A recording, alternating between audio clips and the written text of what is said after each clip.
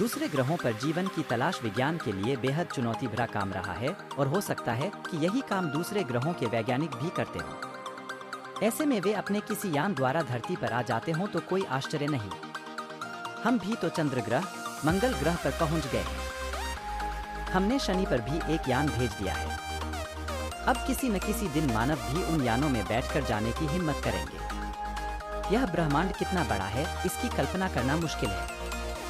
बस यह समझ लीजिए कि इस ब्रह्मांड में हमारी धरती रेत के एक कण के बराबर भी नहीं है। इस धरती से कई गुना बड़े करोड़ों ग्रह हमारे ब्रह्मांड में मौजूद हैं। सबसे बड़ी बात यह कि हमारे इस ब्रह्मांड में लाखों गैलेक्सियां हैं। गैलेक्सी को आकाशगंगा कहते हैं। हमारी आकाशगंगा को अंग्रेजी में मिल्की वे कहते हैं, जबकि हिंदी में क्षीर मार्ग और मंदाकिनी कहते हैं, जिसमें पृथ्वी, हमारा सौरमंडल और लाखों तारे स्थित हैं।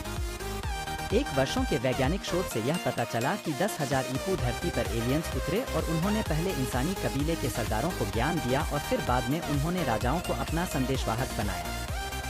वे अलग अलग काल में अलग अलग परंपरा समाज की रचना कर धरती के देवता या कहें कि फरिश्ते बन बैठे। इजिप्ट, मिस्र, Mesopotamia, Sumerian, Inca, Babylonia, Sindhu घाटी, माया, मोहनजोदड़ो और दुनिया की तमाम सभ्यताओं के विकास में उन्हीं का योगदान रहा है।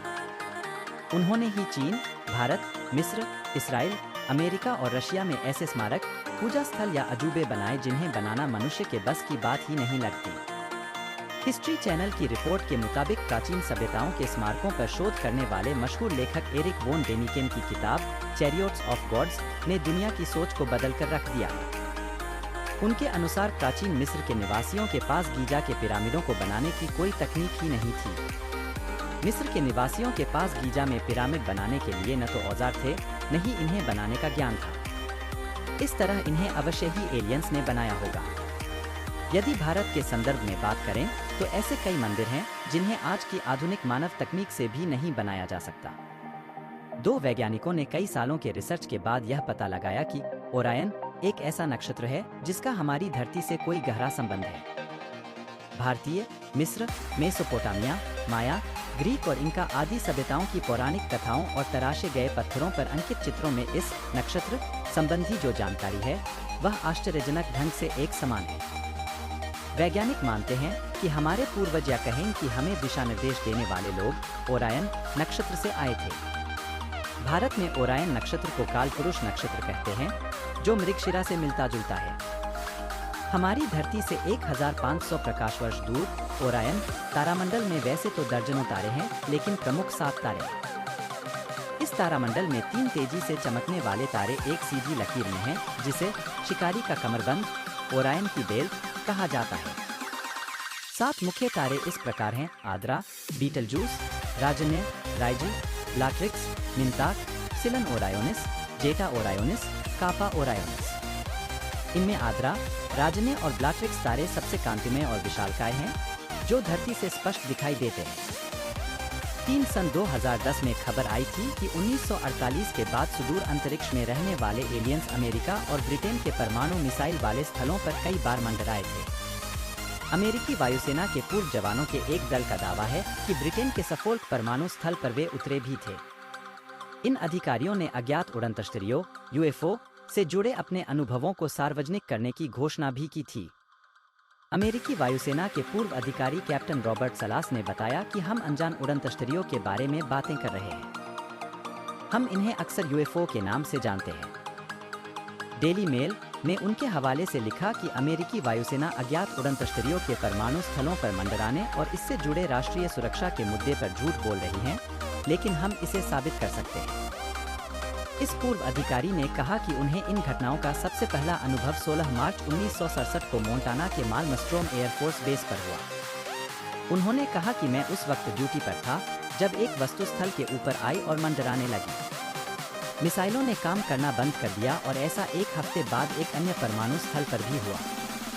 एक और अधिकारी कर्नल चार्ल्स हाल्ट ने कहा कि उन्होंने इप्सविच के करीब RAF वेंट वाटर्स में एक यूएफओ को देखा था।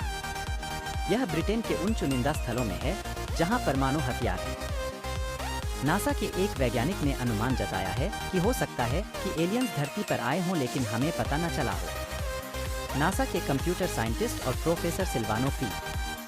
कोलंबो ने एक रिसर्च पेपर में ऐसा दावा किया है कि हो सकता है कि एलियंस की संरचना परंपरागत कार्बन संरचना पर आधारित न हो, इसलिए हमें इनका पता न चल पाया हो। सिल्वानो ने कहा कि एलियंस संभवतः इंसानों की कल्पना से बिल्कुल अलग दिखते हों।